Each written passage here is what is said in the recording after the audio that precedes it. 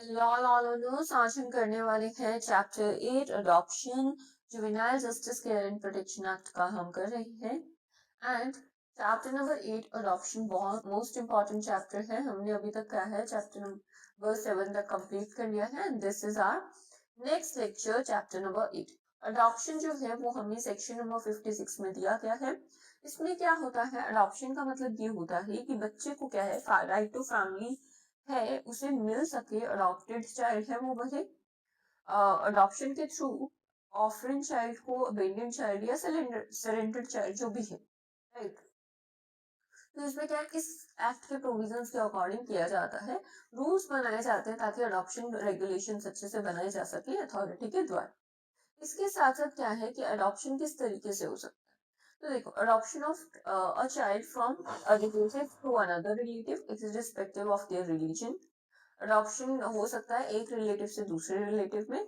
और नेक्स्ट आपको बताया गया है कि अडॉप्शन हो सकता है Hindu adoption and maintenance act 1958 में भी हो सकता है। इंटर कंट्री अडॉप्शन भी हो सकते हैं।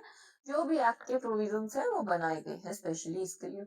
बच्चे को ले जाया या लाया भी जा सकता है फॉरेन कंट्री से, वो हमारा सेक्शन नंबर 80 बताता है कि वैलिड है या नहीं है, राइट।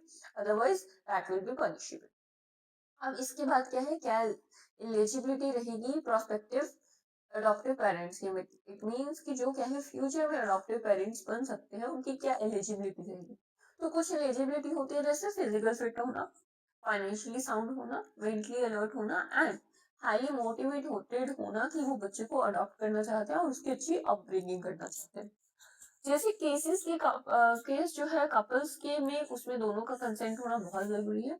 अगर कोई सिंगल या डिवोर्स्ड पर्सन अडॉप्ट करना चाहता है तो क्राइटेरिया फुलफिल करना जरूरी है। और अडॉप्शन जो हमारी क्या है रेगुलेशन है उसको देखना जरूरी है। सिंगल मेल गर्ल चाइल्ड को अडॉप्ट नहीं कर सकता है, नॉट एलिजिबल है because of the safety of that girl child, right. इसमें क्या है अदर क्राइटेरिया भी होता है कि अडॉप्शन गाइडलाइंस जो भी होती है उसे फुलफिल करनी पड़ती है। इसके साथ हमारे पास है सेक्शन नंबर 58। सेक्शन नंबर 58 किसके बारे में बताता है, क्या प्रोसीजर है इंडिया में, क्या प्रोसीजर है इंडिया में अडॉप्शन के लिए for Indian prospective adoptive parents living in India. तो इसमें क्या है, लिविंग इन इंडिया क्या है, बच्चे को जो भी तरह का चाइल्ड है, ऑफरेंट है, अबेंडेंट है, सरेंडर है, उसे लाया जाता है irrespective ऑफ रिलीजन।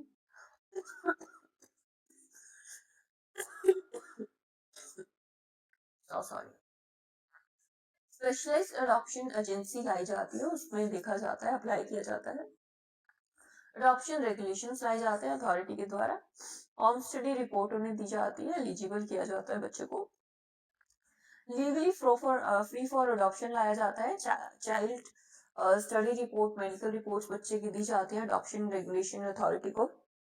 एक्सेप्टेंस होती है बच्चे की रिसिप्ट में और अडॉप्टिव पेरेंट्स की भी। और ये सब चीजें देखने के बाद प्री अडॉप्शन फॉस्टर केयर भी होता है, फाइल होती है एप्लीकेशन, अडॉप्शन ऑर्डर आ जाता है और हमेशा क्या है सर्टिफाइड कॉपी जो है कोर्ट के ऑर्डर की लेनी होती है और वो क्या है प्रोस्पेक्टिव जो अडॉप्टिव पेरेंट्स है उन्हें भेज दी जाती है। इसके साथ साथ प्रोग्रेस और वेलबींग ऑफ द चाइल्ड का बहुत ज्यादा ध्यान रखा जाता है, फॉलो अप किया जाता है, असर्टेन किया जाता है अडॉप्शन रेगुलेशन जो भी है अथॉरिटी के द्वारा। तो ये हमारा क्या रहता है प्रोसीजर रहता है। इसके साथ साथ अगर इंटरनेशनल इंटर कंट्री अडॉप्शन है ऑफलाइन वगैरह का, तो वो कैसे होता है, देखो 60 डेज के अंदर अंदर क्या है जो हमारी लीगली फ्री फॉर अडॉप्शन अगर बच्चा कर दिया जाता है इंटर सिटी अडॉप्शन के लिए, तो फिजिकल एंड मेडिकल डिसेबिलिटी है, अगर सिबलिंग्स है या फिर चाइल्ड अबव 5 years है, तो उन्हें सबसे ज्यादा प्रेफरेंस दी जाती है इंटर कंट्री अडॉप्शन के लिए, राइट। क्योंकि 5 साल से बड़ा बच्चा क्या है थोड़ा समझदार होता है। इसमें क्या है eligible non resident India NRI है और ये सब जो भी पर्सन है, राइट, तो वो इंटरनेशनल इंटर कंट्री अडॉप्शन के लिए उन्हें प्रायोरिटी दी जाती है इंडियन किड्स की, राइट। इसके साथ साथ कुछ और भी चीजें हैं, जैसे नॉन रेजिडेंट है वो लिविंग अब्रॉड है या फिर उसे क्या है ये दिया जाता है अडॉप्शन का चांस सबसे ज्यादा, राइट। इसके बाद क्या है अडॉप्टिव जो एजेंसी है वो क्या है देखती है अच्छे से, होम स्टडी करती है एलिजिबल है कि नहीं है, अडॉप्शन ऑफ चाइल्ड के लिए सेफ है या नहीं है। ये सब काम किए जाते हैं, एप्लीकेशन वगैरह की जाती है स्पेशलाइज्ड अडॉप्टिव एजेंसीज के द्वारा, और बच्चे को बताया जाता है कि हाँ एक अवेलेबल है यहाँ पे legally free for adoption child, right.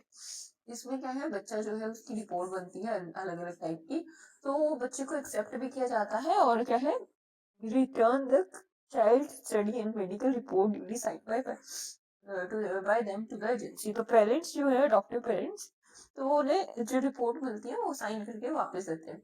अब एक्सेप्टेंस अगर वो कर लेते हैं प्रोस्पेक्टिव अडॉप्टिव पेरेंट्स, तब क्या होता है, फाइल होती है एप्लीकेशन कोर्ट में अडॉप्शन ऑर्डर के लिए, और इसकी सर्टिफाइड कॉपी हमेशा रखनी मिलती है। और जो एजेंसी वगैरह है वो इमीडिएटली क्या करती है, प्रोस्पेक्टिव अडॉप्टिव पेरेंट्स को देखती है और उसका पासपोर्ट बना देती है चाइल्ड का। इन ट्रेन में क्या होता है, इसमें इमिग्रेशन जो अथॉरिटी ऑफ इंडिया है वो देखती है बच्चों का, और रिसीविंग कंट्री जो है उस बच्चे को देखती है, राइट। तो ये हमारे पास क्या है, ऑर्डर भी होना चाहिए। चाइल्ड इन पर्सन अगर ये है तो उसका पासपोर्ट और वीजा जल्दी से जल्दी इशू किया जाता है। इसके साथ साथ इंश्योर करना कि क्या प्रोग्रेस रिपोर्ट्स है, alternative arrangement in the case क्या है, इंडियन डिप्लोमेटिक मिशन, ये सब चीजें यहाँ पे देखनी पड़ती है। इसके साथ साथ हैबिचुअल रेजिडेंस इन इंडिया है, कोई अडॉप्ट करता है चाइल्ड, तो वो क्या है, same along with no objection certificate, तो वो बच्चा गोद ले सकता है, राइट।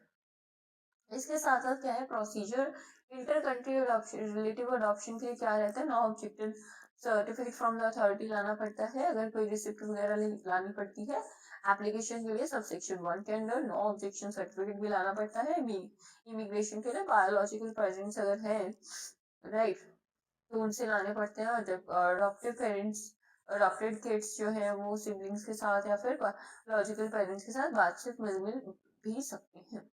इसमें क्या है, यहाँ पे court procedure and penalty against payment in the consideration of, मान लो किसी ने पेमेंट दे के बच्चा को गोद लिया है, तो वो क्या है, नॉट गुड है, राइट, वही चीज है। तो अडॉप्शन वेलफेयर के लिए होना चाहिए बच्चे के, ना कि किसी की इच्छा पूरी करने के लिए, ग्रीड पूरा करने के लिए। तो उसकी एज और अंडरस्टैंडिंग ऑफ द चाइल्ड को देखते हुए ही ये सब की जाती है। और अडॉप्शन के रिलेटिव सब कुछ करना है। अडॉप्शन जो रेगुलेटिव्स है, तो वो सब फीस वगैरह, अडॉप्शन फीस है, वो सब लिया जा सकता है, otherwise you can pay for the child, right. बच्चा आप खरीद नहीं रहे हो। जो अडॉप्टिव अडॉप्शन प्रोसीडिंग्स है वो कैमरा में होती है, डिस्पोज ऑफ भी कर दिया जाता है जैसे 2 महीने के अंदर अंदर फाइलिंग करने के बाद, राइट। इसके बाद क्या है, एडिशनल प्रोसीजर रिक्वायरमेंट्स क्या रहते हैं, डॉक्यूमेंटेशन, नॉट एक्सप्रेसली अडॉप्शन वगैरह जो होता है उसमें parents living in India, non resident है, ओवरसीज सिटीजन ऑफ इंडिया है, ये जो सब चीजें हैं, तो एडिशनल क्या है प्रोसीजर रिक्वायरमेंट वगैरह डॉक्यूमेंट के लिए होता है, वो चीज विद इन 4 मंथ्स किया जाता है। क्या रहता है इफेक्ट ऑफ अडॉप्शन, तो आप आराम से देख सकते हैं। तो अडॉप्टिव पेरेंट्स की चाइल्ड जो होता है वो देखता है कि इफेक्ट क्या होता है, ties of the old kids, तो अब जो जैसे बच्चे के जन्म के साथ जो भी टाइज वगैरह होते हैं वैसे ही रिप्लेस कर दिए जाते हैं अडॉप्शन ऑर्डर के द्वारा अडॉप्टिव फैमिली में, राइट। तो प्रॉपर्टी वगैरह का जो भी होता है तो वो बच्चे के हाथ में आती है, जिसको अडॉप्ट किया गया अडॉप्टेड चाइल्ड के हाथ में ही आते हैं, ऑब्लिगेशंस भी, ऑनरशिप भी, राइट, सब कुछ आता है जैसे बायोलॉजिकल फैमिली में होता है। रिपोर्टिंग और ऑडिशन की बात की जाए तो इसमें क्या है, सारे मंथली ऑर्डर्स या फिर देखा जाता है, अच्छे से देखा जाता है। इसमें क्या है, स्पेशलाइज्ड अडॉप्शन एजेंसीज वगैरह ना वो रिकॉग्नाइज करती हैं एक या एक से ज्यादा ऑर्गेनाइजेशंस को, इंस्टीट्यूट्स को हर डिस्ट्रिक्ट में, और अडॉप्शन गाइडलाइंस को फॉलो करती है। रिहैबिलिटेशन भी करवाती है बच्चों का। एजेंसी क्या करती है, name, address, contact place of specialised agency, copies of certificate, ये सब डॉक्यूमेंट्स का है मेंटेन करती है, ताकि कोई भी प्रॉब्लम हो तो वो देख सके। एटलीस्ट इसका एक साल में जाके करना पड़ता है ब्यौरा, और रेमेडियल मेजर्स लेने पड़ते हैं। अगर कुछ ऐसा है किसी ने गलत काम किया है तो 50, 100, 1000 का क्या है फाइन भी देना पड़ता है, राइट, पनिशेबल भी है।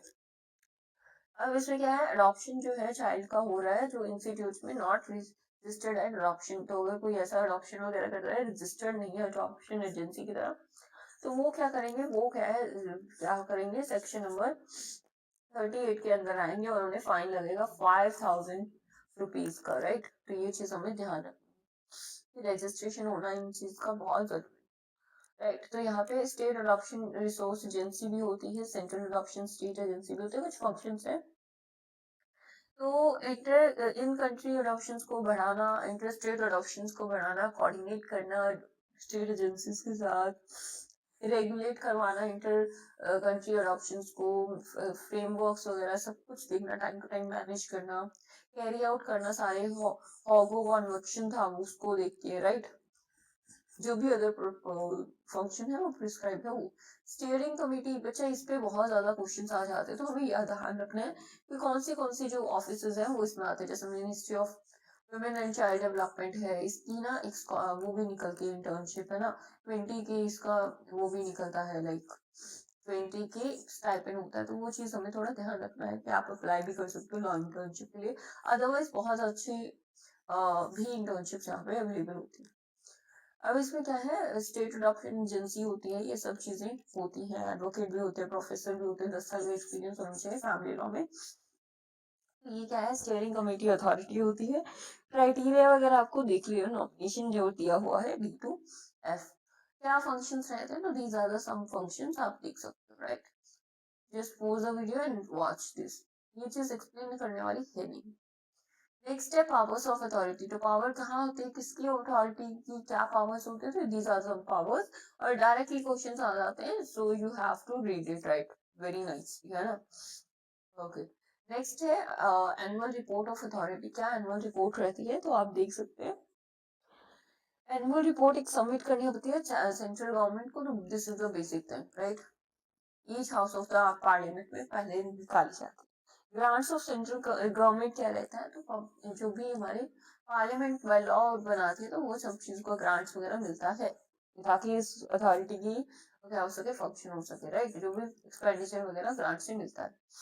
नेक्स्ट है accounts and audits of the authority, तो ये सारा प्रॉपर रिकॉर्ड वगैरह बनाए जाते हैं, controller and auditor general of India भी देखते हैं ये सब चीजों को, पेपर्स को चेक करते हैं, राइट।